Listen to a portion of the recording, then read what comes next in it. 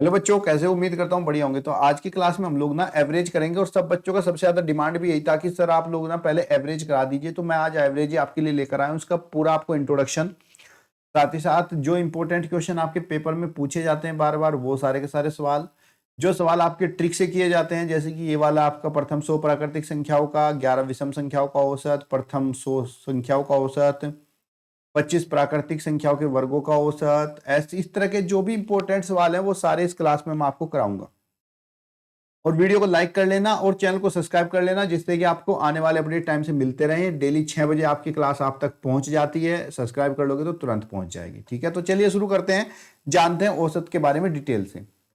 औसत क्या होता है? सबसे पहली बात तो ये, तो औसत हम कभी भी निकालते हैं किसी भी संख्याओं का, तो औसत बराबर होता है राशियों का योग बटे राशियों की संख्या, या फिर आप ऐसे भी बोल सकते हो कुल पदों का योग बटे पदों की संख्या। यानी कि जो भी संख्याएं आपको दी गई है उनका औसत आपसे पूछा है तो उन सबको जोड़ दीजिए और जितनी संख्या उसी से उनको भाग कर दीजिए, उनका औसत आ जाएगा। जैसे कि मान लो आपको कुछ संख्या दी, आपको दिया है 2, 3 और 4। ये तीन संख्या आपको दी गई है और आपसे पूछा है 2, 3, 4 का औसत ज्ञात कीजिए। तो मैंने क्या कहा? औसत बराबर उन संख्याओं का योग बटे में कुल संख्या, या फिर यार राशियों का योग बटे में राशियों की संख्या। तो संख्या आपके 2, 3, 4 है, तो औसत निकालने के लिए आप क्या करोगे? 2 प्लस 3 प्लस 4 करोगे और भाग किससे करोगे? जितनी ये संख्याएं हैं। और संख्याएं कितनी है आपकी? भाई संख्याएं 3 है, 1, 2, 3, तो भाग 3 से कर दोगे, जोड़ दोगे। 4, 3, 7, 2, 9, 9/3, 3, 3 जा 9, कितना आ गया औसत? 3। ठीक है बच्चों, अगर हमें औसत दिया गया है और हमारी संख्याएं कितनी है ये हमें पता है, कितनी राशियां हमारे पास हैं, तो हम उन सबका योगफल भी ज्ञात कर सकते हैं। जैसे कि अभी हम तुमने देखा कि 2, 3, 4 को जोड़कर हमारा 9 आया था। तो अगर हमें इनका योगफल ज्ञात करना हो तो औसत कितना आया हमारा? 3 आया हल करके। तो 3 और गुणा जितनी हमारी संख्या है, 1, 2, 3 संख्या है, 3 की गुणा करेंगे तो बराबर कितना? 9, जैसे कि अभी आया। तो ये आपके दो ही इंपॉर्टेंट फॉर्मूले हैं जिसको आप नोट कर लो, और ये फॉर्मूले अगर आपने नोट कर लिए और अब कैसे इनको यूज करना है वो मैं अब आपको सवाल के साथ में समझाऊंगा। इतनी बात सीख ली तो औसत में कोई सवाल पेपर में छोड़ के नहीं आओगे, ये मेरी गारंटी है, और 100% हर साल पेपर में पूछे जाते हैं प्रश्न। चलिए देखिए प्रश्न नंबर 1। क्वेश्चन नंबर 1 में क्या कहा गया है, ध्यान से देखो पहले आप लोग। क्वेश्चन नंबर 1 में कहा गया है कि 4,3,2 तथा 7 का औसत क्या होगा। सिर्फ इसमें औसत आपसे पूछा है। तो औसत बराबर मैंने आपको बताया कि जो टोटल नंबर हैं उन सब का सम कर दो, योग निकाल दो, और जितने नंबर हैं उनसे उनको डिवाइड कर दो। तो नंबर हमारे पास है 4, 3, 2 और 7, 4 + 3 + 2 + 7, और डिवाइड बाय जितने नंबर कितने? 1, 2, 3, 4 नंबर है। सोल्व करेंगे, 4, 3, 7, 2, 9 और 9, 7, 16, 16 इनका सम आया, डिवाइड बाई 4 करेंगे, 4 से 16 4 टाइम कैंसिल, तो मीन्स आपका औसत क्या हो गया? 4। बात समझ में आई बच्चों? अगला प्रश्न देख लीजिए। यदि संख्या 18, 15, x, 22 और 28 तथा 31 का औसत 21 है तो x का मान क्या होगा, हमें यह बताना है। तो पहले बच्चों पता कर लो कि कुल संख्याएं कितनी हैं, संख्याएं हैं कितनी। तो 1, 2, 3, 4, 5, 6, तो टोटल संख्या हमारी 6 है। औसत भी दिया हुआ है हमें, औसत दिया हुआ है 21, और इन 6 संख्या में से एक संख्या हमारी गायब है, उस संख्या का मान हमसे पूछ लिया गया क्या होगा।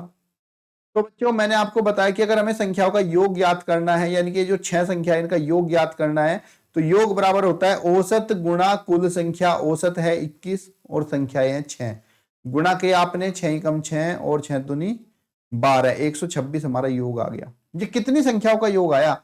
ये 6 संख्याओं का योग आया। अब इन 6 संख्याओं को हम जोड़ लेंगे तो ये 126 के बराबर होना चाहिए। संख्या हमारे पास है 18 + 25 और प्लस में कितना x, 22, 28, 28 और 31 = 126 अकॉर्डिंग टू क्वेश्चन। प्लस करेंगे सबको, 8, 5, 13, 2, 15, 15, 8, 23 और 1, 24, 4 लिखो। ये शॉर्ट मेथड होता है बच्चों ऐड करने का। पहले लास्ट वाला डिजिट ऐड कर लिया, 2 हमारा कैरी बचा। अब बचे हुए सेकंड वाला डिजिट 3, 2, 5, 2, 7, 2, 9 और 1, 10, और ये हमारा यहाँ पे बच्चों कैरी था कितना? 2 कैरी था हमारा, तो 10 और 2 12, कितना हो गया बच्चों? 124 हो गया। ठीक है, और साथ में x भी है, तो x प्लस 124 बराबर कितना, 126। अब x बराबर, जब x का मान निकालते हैं तो जो 24 प्लस है राके माइनस हो जाएंगे, 126 माइनस 124। अब यहां से इनको माइनस करेंगे बच्चों, माइनस करने पर देखो कितना मिलेगा बच्चों। यहाँ पे आपका 15 था, हमने 25 लिख दिया गलती से, 15 है तो 15 यहाँ पे कितना बचेगा, 114 बचेगा, तो 114 आएगा। माइनस कर देंगे 126 में से 114, कितना बचेगा आपका 12, तो जो x है वो आपका 12 हो जाएगा। आप ऐसे भी हल कर सकते हो, दूसरा तरीका आपका यह है कि ये 6 संख्याओं का योगफल 126 आया, ऊपर से हमारी जो 5 संख्या है इनको हम जोड़ लेंगे, 5 संख्याओं का योगफल आएगा, 6 में से 5 को घटाएंगे तब भी आपका 12 ही आ जाएगा।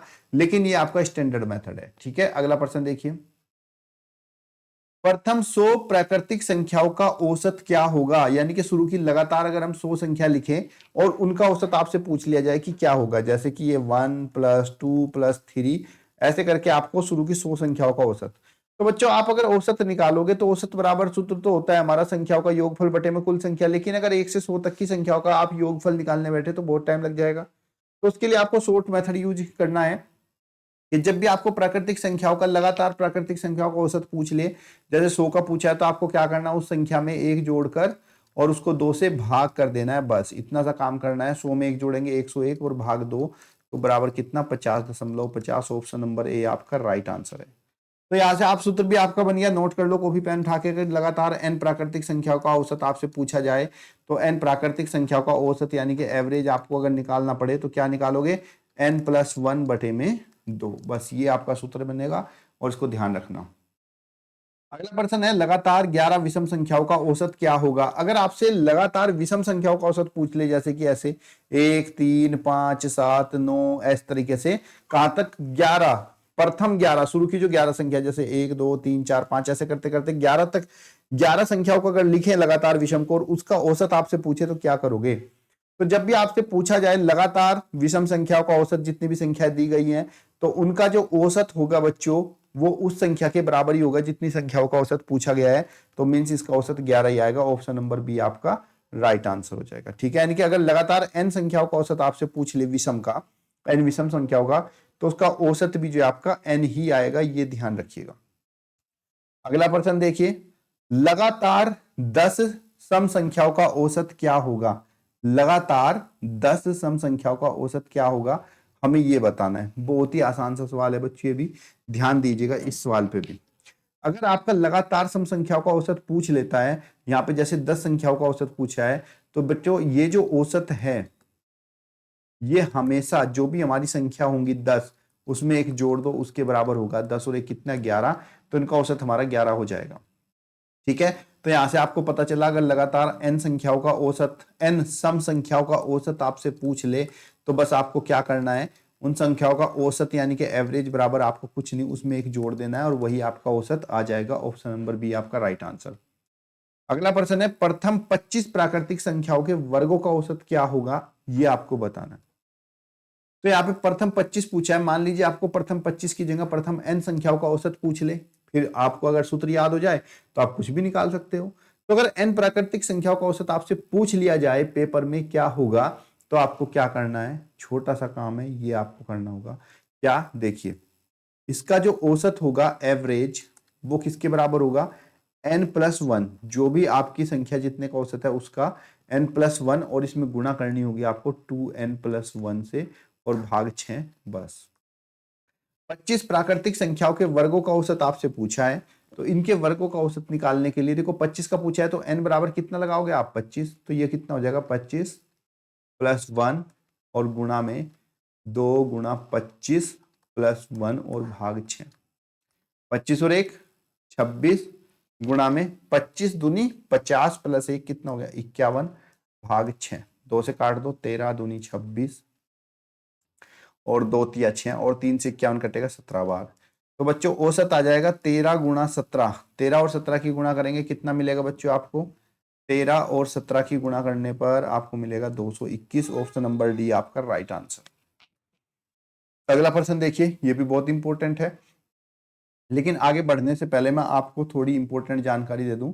अगर आप बहुत ही अच्छे से तैयारी कर रहे हैं तो आपके लिए बेस्ट बुक जो है साबित होगी, चक्षु प्रकाशन की है, जवानोदय विद्यालय से, ठीक है।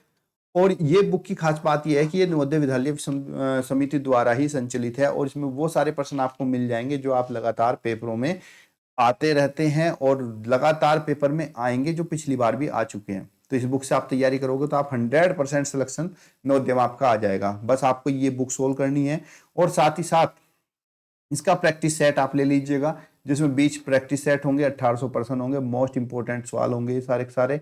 अगर इसको आप कर लोगे तो जब आप पेपर देने बैठोगे तो आपको यही लगेगा कि ये तो मेरा पेपर जो है सारा लीक है, पहले से ही मैं कर चुका हूँ। और ये कहाँ से मिलेगा आपको, नहीं देखिए बुक सेलर या फिर लिंक डिस्क्रिप्शन में, वहां से जाके आप इसको ले लीजिएगा। ठीक है, चलिए देखिए अगला प्रश्न अपना। 3 लड़कों की औसत आयु 16 वर्ष है। यदि उनकी आयु का अनुपात 4:5:6 हो तो सबसे कम उम्र के लड़के की आयु ज्ञात कीजिए, क्या होगी।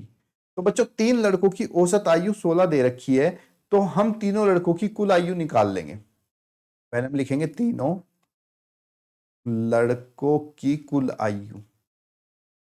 कुल आयु मतलब तीनों की आयु का योगफल। तो मैंने आपको बताया था कि जब आपको औसत दिया जाए और कितनी संख्याओं का या कितनी क्वांटिटी का औसत है ये आपको पता हो, तो उनकी आयु का अगर मुझे योगफल ज्ञात करना हो या उन संख्याओं का योगफल ज्ञात करना हो, तो उसके लिए मुझे सिर्फ क्या करना होता है, जो मेरा औसत आयु है वो, और गुणा में कितने बच्चों की औसत आयु है, 3 लड़कों की है तो गुणा में 3 कर दो, बराबर 48 वर्ष हो जाएगा। ये 48 वर्ष इन तीनों लड़कों की आयु का अनुपात हो गया है। ठीक है, और हमें इन तीनों लड़कों की आयु का योग हमारा 48 हो गया और तीनों लड़कों की आयु का अनुपात हमें दे रखा है इसने 4:5:7। तो हम क्या करेंगे बच्चों, अब हमारे पास कुल योग भी है और अनुपात भी है, तो पहले मैं क्या करूंगा, योग निकाल लूंगा, कौन सा, अनुपातिक। जो भी अनुपात दिया है इनको योग कर लूंगा, 4 5 9 7 16। तो टोटल योग कितना हो गया बच्चों, 16। हमसे पूछा गया सबसे कम यानी कि सबसे छोटा कम उम्र वाले लड़के की आयु पूछी है। तो टोटल आयु जो थी बच्चों हमारी 48 थी। टोटल आयु को आपको भाग करना है जो भी इनके जो औसत अनुपातिक योग है उससे, और गुणा, अगर सबसे कम लड़के की पूछी है तो सबसे छोटा रेशियो अप्लाई करेंगे जो कि 4 है। 16×3 = 48, 3×4 = 12। तो सबसे छोटे लड़के की जो आयु है वो 12 वर्ष हो जाएगी, ऑप्शन नंबर सी। सबसे बड़े की पूछता तो 7 से गुणा करते, बीच वाले की पूछता तो 5 से गुणा करते। ठीक है, अगला प्रश्न देखिए। 6 संख्याओं का औसत 12 है। 6 संख्याओं का औसत 12 है। यदि प्रत्येक संख्या में से 2 घटा दिया जाए तो नया औसत क्या होगा। तो बच्चों नया औसत आपसे पूछा है कि नया औसत क्या होगा। तो ध्यान रखिएगा बच्चों, जब आपको औसत दिया जाए जो कि हमें दे रखा है 12, और हर एक संख्या में से यानी कि जो 6 संख्या है हर संख्या में से समान अंक घटा दिया जाए तो नए औसत में से भी उतना ही घट के नया औसत हो जाएगा। तो सब संख्याओं में से 2 घटाया है तो नए औसत में से भी आप पुराने औसत में से भी 2 घटा दीजिए तो नया औसत हमारा 10 हो जाएगा, ऑप्शन नंबर 10। कभी भी संख्याओं में समान जोड़ा या समान घटा दिया जाए, अगर घटा दिया जाए तो औसत में से भी घटा देंगे, सभी संख्याओं में जोड़ दिया जाए तो औसत में भी जोड़ देंगे। जैसे अगला प्रश्न है, 10 संख्याओं का औसत 13 है। यदि प्रत्येक संख्या में 4 जोड़ दिया जाए तो नया औसत क्या होगा, ये हमसे पूछा है। तो बच्चों नया औसत के लिए हमें क्या करना, देखो प्रत्येक संख्या में 4 जोड़ा गया है तो पुराना औसत 13 था, हर एक संख्या में 4 जोड़ा है तो 4 इसमें भी जोड़ देंगे पुराने औसत में भी, 13 4 17, तो नया औसत 17 हमारा option number B right answer होगा। 7 संख्याओं का औसत 7 है। यदि प्रत्येक संख्या में 7 से गुणा कर दें तो नई संख्या का औसत क्या होगा। तो बच्चों यहाँ पे देखो गुणा करी गई है तो नया औसत, तो हम क्या करेंगे पुराने औसत में भी उतनी की गुणा करेंगे जितने हर संख्या से की गई है। तो 7 × 7 बराबर कितना, 49। तो नया औसत आपका 49 49 हो जाएगा। ये प्रश्न बहुत खास है, पढ़िएगा ध्यान से। 25 शिक्षकों की औसत उम्र 50 वर्ष है। 10 शिक्षकों के सम्मिलित हो जाने पर औसत उम्र 45 हो जाती है। तो नए शिक्षकों की औसत उम्र क्या होगी, हमसे ये पूछा है। तो पहले ध्यान दो बच्चों, 25 शिक्षकों की कुल आयु निकालो पहले। 25 शिक्षकों की कुल आयु, कुल आयु मैंने आपको बताया कि जब हमें कुल आयु निकालनी होती है जिसकी भी, तो उनकी औसत आयु और वो कितने हैं बस ये पता हमें होना चाहिए। तो औसत है 50 और कुल आयु है 25, तो 25 पंजे 125 और 0 तो 1250 वर्ष हो जाएगी 25 शिक्षकों की आयु। इनके अंदर 10 शिक्षक और आ गए तो कुल शिक्षक कितने हो गए? 25 पहले से, 10 अब आ गए तो कितने हो गए? 35 शिक्षक। और 35 शिक्षक की औसत आयु हमसे दी हुई है कितनी? 45। तो हम यहां लिखेंगे 35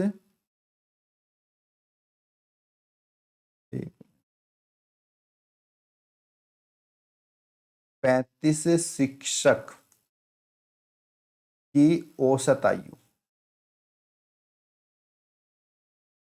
कितनी देर हो गई? 45 वर्ष, क्योंकि भाई 25 पहले से 10 नए आए। तो अब इनकी 35 शिक्षकों का योग निकाल लेंगे हम। 35 शिक्षकों का योग बराबर 45 गुणा 35, क्योंकि भाई औसत 45 है और गुणा कर लेंगे।